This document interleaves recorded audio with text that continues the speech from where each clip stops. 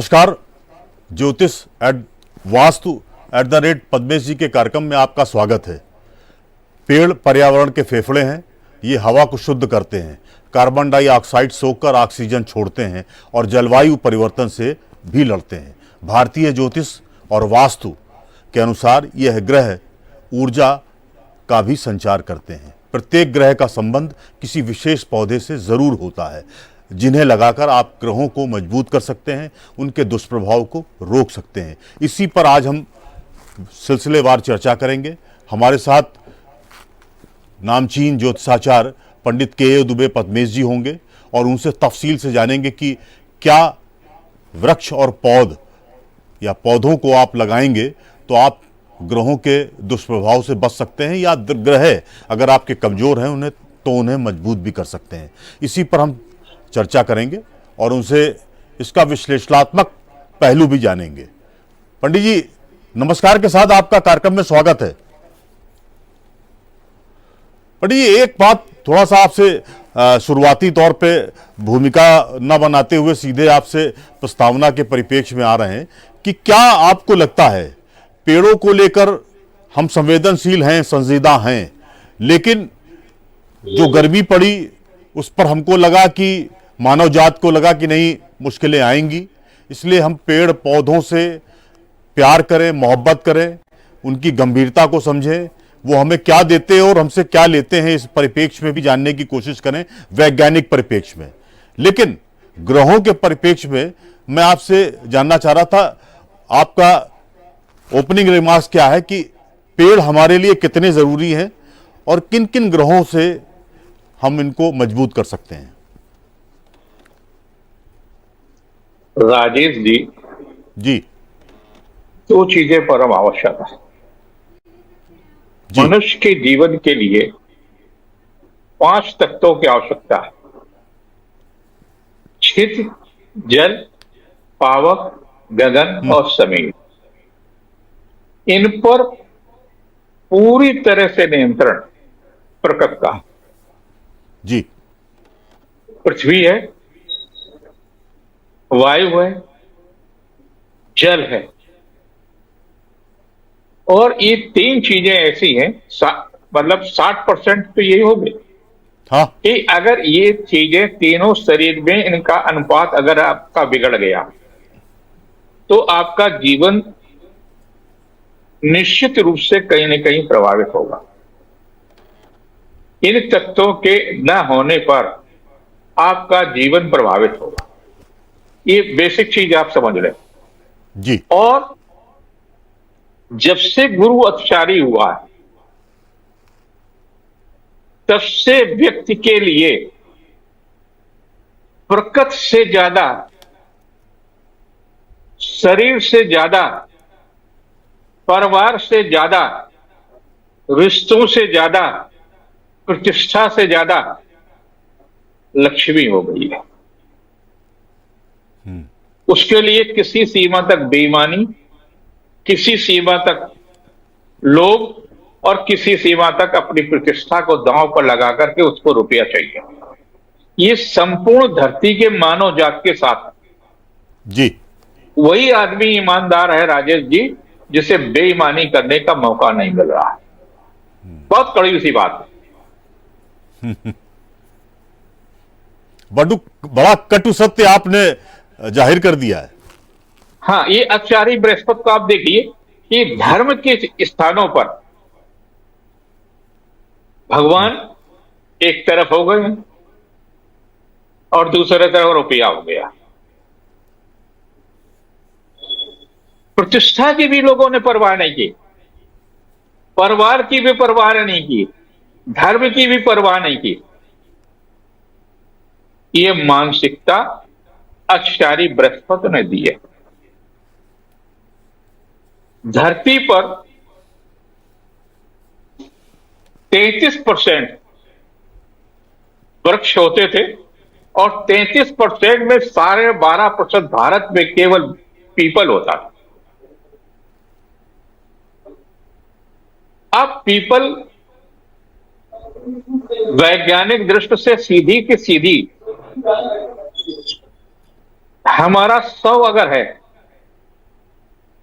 तो हम पीपल के वृक्ष के नीचे रखते हैं। जी उसका मूल कारण यह है कि किसी न किसी बैक्टीरिया से मरने वाला शव है। वो बैक्टीरिया जो लोग उसके शव को लेकर जा रहे हैं उस पर कहीं ना कहीं प्रभाव पड़ेगा। उससे मुक्त करने के लिए उसमें एक प्रकार का तत्व होता है और वो तत्व जो है वो बैक्टीरिया को नष्ट करने की बात करता है। दूसरी उसमें एक सावधानी रखी जाती है कि धरती पर आप बैठेंगे, मतलब भूमि पर बैठेंगे।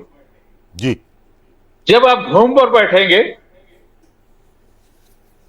तो उस तत्व का आपके शरीर पर प्रभाव पड़ता, यानी बृहस्पति के ऋणात्मक प्रभाव से आप बचते हैं और उस शव को हम लेकर के जाते हैं। ये उसके पीछे वैज्ञानिक कारण है।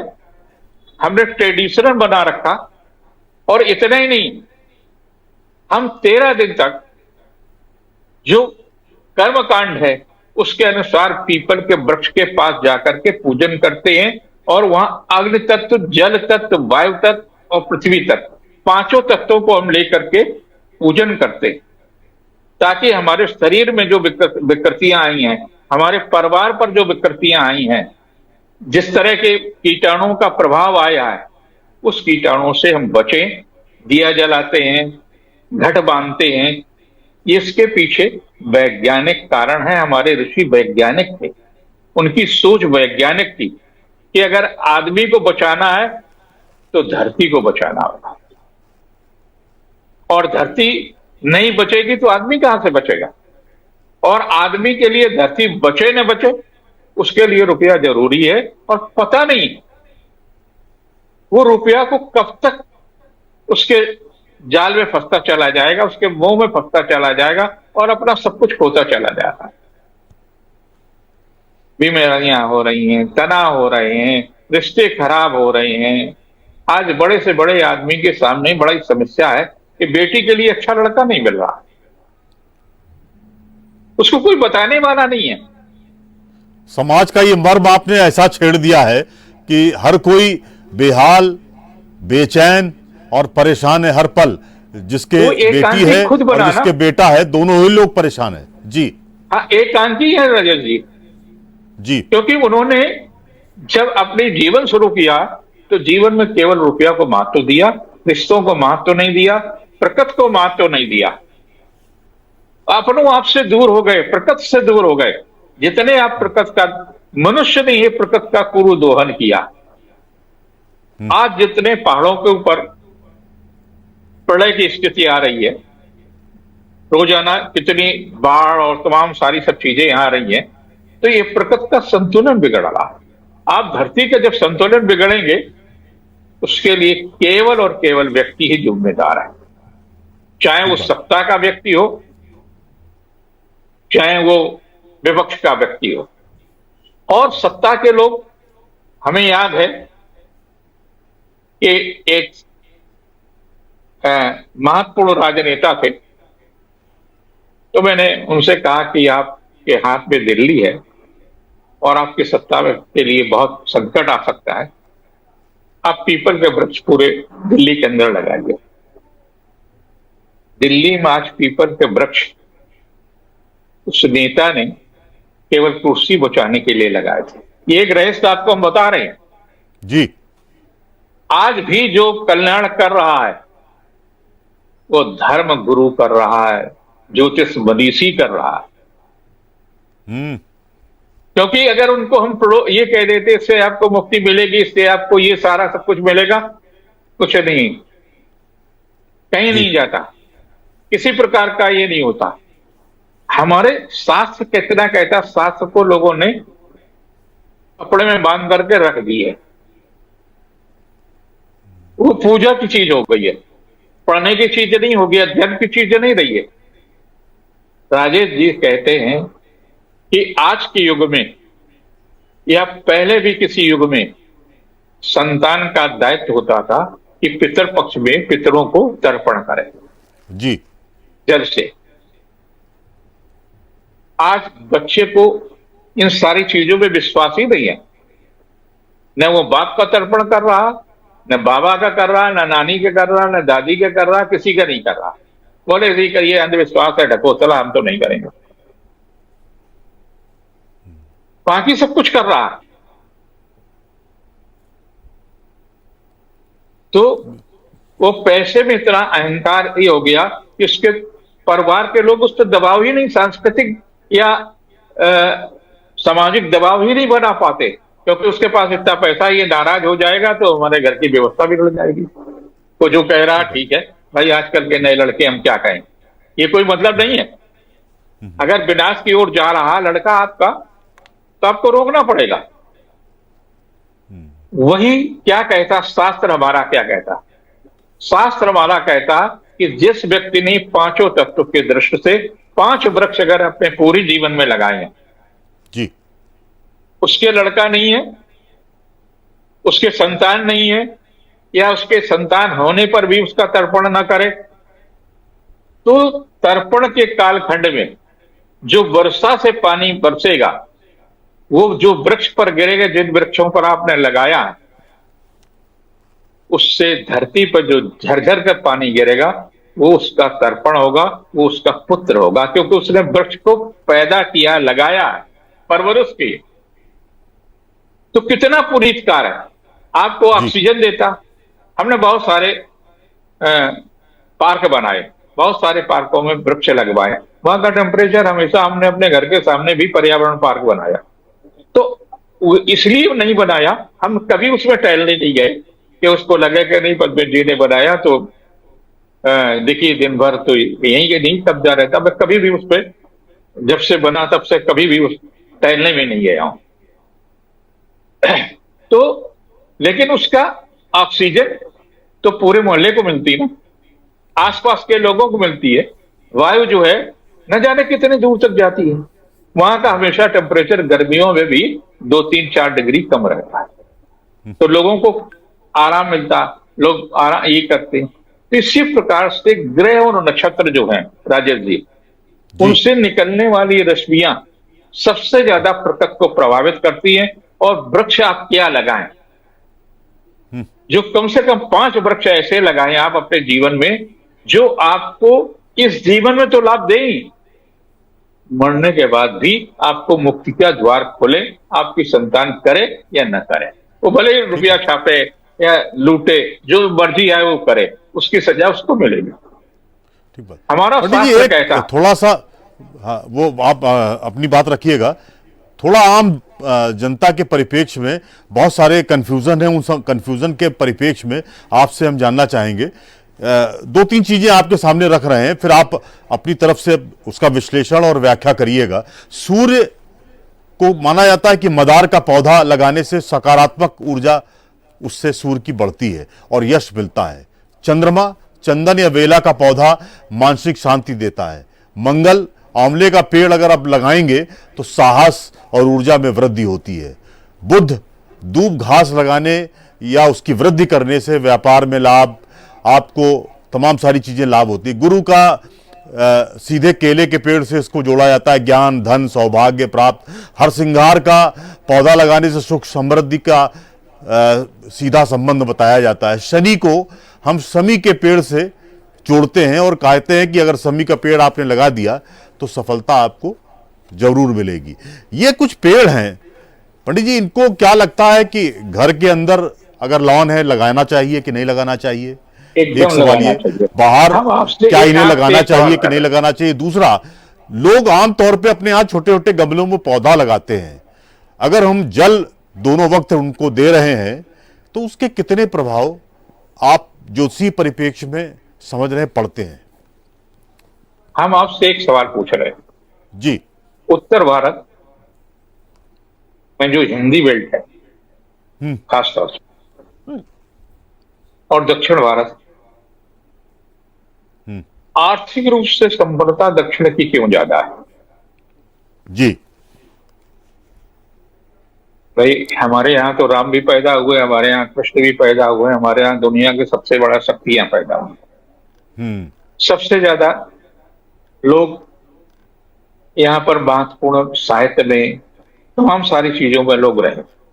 उसके बाद जो भी आर्थिक संपन्नता दक्षिण में अधिक है। उनके पास सोना आपसे कई गुना ज्यादा है। उनकी संपन्नता, उनके मंदिरों की स्थिति आपके मंदिरों से बहुत ज्यादा और उन्हें चोरी ना के बराबर होती है। क्यों? उसका मूल कारण जी कि वो प्रकृति के साथ जुड़े हुए हैं। उनके यहां जो लक्ष्मी का पूजन होता है तो उसमें फल चढ़ते हैं। उनके यहां जो हनुमान जी की पूजा होती है तो नींबू चढ़ता। नींबू की माला हनुमान जी को चढ़ाते। जी आपके यहां तो नहीं चढ़ाते। हम तो नहीं। लड्डू बांटते, लड्डू खाते, लड्डू जैसे हो जाते। तो वो प्रकृति से सीधे सीधे जुड़े हुए हैं। हम पेड़ काटने में तो माहिर हैं, लेकिन पेड़ काटने से दूर है। अगर आप कहीं ना कहीं अपने घर में, हमने नक्षत्र वाटिकाएं प्रारंभ में शुरुआत की, दुर्गा प्रसाद विद्या निकेतन उज्जैनी में की। यहाँ वृक्षारोपण भी करते हैं, बहुत सारे लोगों ने वृक्ष लगाए भी हैं और हमारे यहाँ का वातावरण काफी दूसरी जगह से ज्यादा प्रदूषण मुक्त है। जी उसका मूल कारण है कि वृक्ष, और वो वृक्ष लगे हमारे आंवले भी हैं, सारा सब लोग मतलब सारे ग्रहों से संबंधित वृक्ष है। तो अगर इनको आप लगाएंगे और उनके नीचे बैठेंगे, एक व्यक्ति राजा के घर में पैदा होता और दुनिया के अशांति के वातावरण में बहुत अशांतमय हो जाता। उस शांति की तलाश में जगह जगह जगह बहुत वर्षों भटका और वट वृक्ष के नीचे जब बैठा तो उसने शांति का मार्ग खोजा और दुनिया को शांति का मार्ग दिया। सिद्धार्थ गौतम बुद्ध बना। बरगद के वृक्ष ने ज्ञान उसको दिया। हम उनसे दूर होते चले गए। हमारे कृष्ण जी जी जितना जीवन की उनकी महत्वपूर्ण लीलाएं हैं, जीवन के अंत तक वो कदम के पेड़ से जुड़े रहे। अंतिम दिन भी, जीवन के अंतिम दिन, अंतिम सांस पर भी कदम के वृक्ष पर बांसुरी बजा रहे थे। जी जी हमेशा ग्वाल वाटिकाओं पे वो अपने वृक्षों के साथ ही जुड़े ना। भगवान राम ने 14 वर्ष और पहले 21 वर्ष, इतने वर्ष वृक्षों के बीच में ही उन्होंने अपनी जीवन की यात्रा प्रारंभ की और कोई दूसरा विकल्प नहीं। हमारे सन्यासी वृक्षों के बीच में ही रहते थे। अब आप देख लीजिए कि राम के राज्य में तमाम सारे ऐसे लोग थे जो कृष्ण के काल तक रहे। उनकी जीवन कितनी, वृक्षों ने प्रकृति नहीं है तो उनको जीवन की महत्व दिया। आज का व्यक्ति 60 साल के बाद कहता कि मैं तो साहब अब तो मैं बूढ़ा हो गया, मैं तो कुछ करने लायक नहीं। क्यों? वो प्रकृति से दूर है। गांव में खेती के नाम पर वृक्ष काट दिए गए, बगीचे खत्म हो गए हैं। तो आप प्रकृति के उन तमाम सारे वृक्षों को जो आपको धरती से जोड़ता, आकाश से जोड़ता, अग्नि से जोड़ता, वायु से जोड़ता, सारे तत्वों से जोड़ता, यानी समस्त जीवन को, आपके जीवन के साथ जीवन को जोड़ता। हम प्रतिवर्ष दुर्गा प्रसाद विद्या निकेतन में राजेश जी वृक्षारोपण कराते। इस बार ये दीपेंद्र चौधरी जो डीसीपी हैं उनको बुला करके कराया और एक आईएएस शशिकांत मिश्रा है, उन्होंने अपनी मां के नाम से वृक्ष रोपित कराया। तो ये जो परंपरा हम इसलिए दे रहे हैं कि जब तक व्यक्ति को नहीं आप जोड़ेंगे तब तक वो जुड़ेगा नहीं। जी और जब आप वृक्ष लगाएंगे, वृक्षों को पालन करेंगे तो आप धनाढ्य भी होंगे। आपको चोरी करने की जरूरत नहीं पड़ेगी, आपको ऑफिस में रिश्वत लेने की जरूरत नहीं पड़ेगी, आपके पास पैसे आएंगे। ये मेरा 81 वर्ष की आयु का अपना अनुभव। जी पंडित जी, पेड़ों को अगर हम लगाते भी हैं, लेकिन लगाने से ज्यादा इंपॉर्टेंट है उनको हमको पाल पोस कर बड़ा करना है। मैं तो कह रहा यानी ना कि कि वो जब तक उनको महत्वपूर्ण बच्चे पहलू के है। पुत्र की तरह से, हाँ आपका पुत्र तर्पण करे या न करे इसकी कोई गारंटी नहीं है, जी। लेकिन जो आपने वृक्ष को तैयार किया है और उससे जब पानी गिरेगा पितृपक्ष में तो पुत्र का काम करेगा, आपको मुक्ति 100% होगी, ऐसा सनातन धर्म कहता है, ऐसे हमारे जी ग्रंथ कहते हैं। ठीक कह रहे हैं आप। अब आप देखिए जामवंत हाँ राम के काल में थे, जी कृष्ण के काल में जामवंत ने अपनी बिटिया जामवंती की शादी कृष्ण से की। आप देख लीजिए कितना बड़ा कालखंड है। एक युग पे पूरे जीवित रहे, इसलिए रहे कि वो प्रकृति में रहते थे, वो शहर में नहीं रहते थे, चारों तरफ जंगल के अंदर रहे, गुफा के अंदर रहते थे और सारा सब कुछ। इससे बड़ा उदाहरण क्या होगा? हनुमान जी राम के काल में थे, कृष्ण के काल में थे। वो तो उन्होंने तो कोई घर नहीं बनाया था, कोई 5 स्टार होटल में तो नहीं रहते थे, वो तो जंगल में ही रहते ना। जी मंदिर बने उनके, बहुत भव्य मंदिर बने पूरी देश के अंदर, पूरी तमाम सारे, लेकिन वो रहते प्रकृति पर ही। उन्होंने खुद स्वीकार किया, प्रकृति के साथ रहते। प्रकृति में आप खोज करिए, प्रकृति को आप अपने नजदीक ले आइए। आपका घर बहुत बड़ा अच्छा बंगला है, आप प्रकृति के पेड़ लगाइए, आप वहां बैठ करके चाय पिएंगे, वहां बैठ करके बहुत पारिवारिक वातावरण को सुलझाएंगे, तो आपके घर में जो बंटवारा का मामला है, आपके घर में जो कलह हो रही, दो बहुओं के बीच के अंदर कलह हो रही है, दो भाइयों के बीच में कलह हो रही है, बेटों के बीच में कलह हो रही है, आप विश्वास रखिए तो कलह दूर हो जाएगी। और बहुत बुद्धिजीवी, बहुत अधिकारी, बड़े पत्रकार इस सबसे ग्रसित हैं। इन्हें केवल प्रकृति के साथ जोड़ना है अगर उनको सुरक्षित रहना है। पंडित जी, एक थोड़ा सा और सबकी जिज्ञासा का सवाल है, तुलसी के पौधों को घर में लगाने से कितनी बड़ी ऊर्जा हमको प्राप्त होती है? क्योंकि हर घर की कोशिश होती है, हर घर में महिलाओं की कोशिश होती है कि हमारे यहाँ तुलसी, रामा, श्यामा, जितनी भी वैरायटी हो सकती है वो सब लगें, सबको हम जल दें, सबके सामने हम दिया जलाएं। ये हर महिला का, कम से कम सनातन धर्म को मानने वाली जितनी भी महिलाएं हैं वो ये कोशिश करती है कि तुलसी का पौधा हमारे यहाँ लगे। इसकी ऊर्जा से हम कितना अपने को ठीक कर सकते हैं? हम उसका उदाहरण बता रहे हैं। विष्णु प्रिया, तुलसी का पौधा लगाया आप अपने घर में, जो विश्वास करते, जो नहीं विश्वास करते, करके देख लो। आपकी पत्नी, आपकी बेटी पीरियड के समय तुलसी की पत्ती तोड़ दे या तुलसी की छाया के पास बैठ जाए, तुलसी सूख जाएगी। ओह, आपके शरीर की और उसके शरीर का कितना नजदीक का संबंध है। जी, वही तुलसी नियमित रूप से 2.5 पत्ती अगर आप भोग के साथ भगवान विष्णु को अर्पित करते, 2.5 पत्ती दी जाती है जी। उसका एक कारण, उसका भी एक कारण है कि एक सुबह नाश्ते की, दोपहर की और एक रात की। तो नाश्ता माना जाता आधा और दोपहर का भोजन माना जाता तीनों।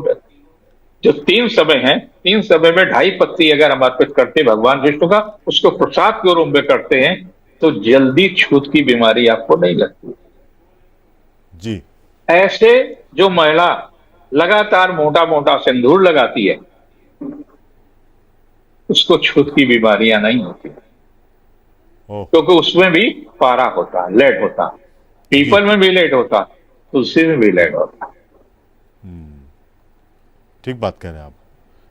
पंडित जी, एक बात और बहुत सारे लोगों की जिज्ञासाएं हैं, क्या कुछ ऐसे पेड़ जो घर में नहीं लगाने चाहिए, वर्जित हैं? उसमें तमाम सारे कटीले पेड़ों की बात की जाती है और तमाम जिसमें कांटे होते हैं उनकी बात की जाती है। गुलाब के पौधे से भी लोग परहेज करते हैं कि नहीं, इसमें कांटे होते हम ना लगाएंगे। क्या ये केवल किंवदंती है या इसके पीछे का कोई वैज्ञानिक पहलू देख रहे हैं या ज्योतिषी परिप्रेक्ष्य में कोई पहलू देख रहे हैं आप? मध्य प्रदेश में एक छोटी सी जगह है रतलाम। जी। रतलाम में एक महिला एक छोटी सी फैक्ट्री चला रहे थे। हम्म। उन्होंने कैक्टस के पौधे लगाना शुरू कर दिए। तथाकथित लोगों ने बहुत विरोध किया,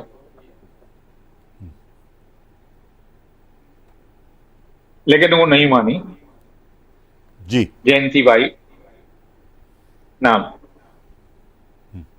आज दुनिया का सबसे बड़ा कैक्टस पार्क है। उसको देखने के लिए 850 रुपए का टिकट है। दुनिया में जी। इतने बढ़िया कैक्टस के, उनकी आर्थिक स्थिति भी इससे मजबूत हुई, पूरी दुनिया में उनका नाम भी हुआ। तो ये कहां से नुकसानदायी है? ठीक कह रहे हैं आप।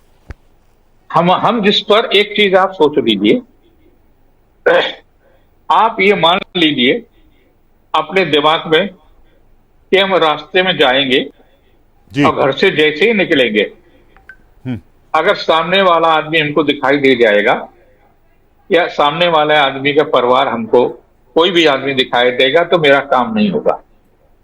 और ये इसको एक धारणा बना लीजिए, उसके बाद में आपका काम होना बंद हो जाएगा। क्योंकि मस्तिष्क की जो ऊर्जा है वो कार्य करती है। मस्तिष्क जो है सबसे ज्यादा ताकतवर शरीर का हिस्सा है और उसके अंदर पांचों तत्व रहते हैं। सबसे कम ऑक्सीजन लेता है, 21% शरीर में ऑक्सीजन लेता है और 16% ऑक्सीजन वापस कर देता है। जी।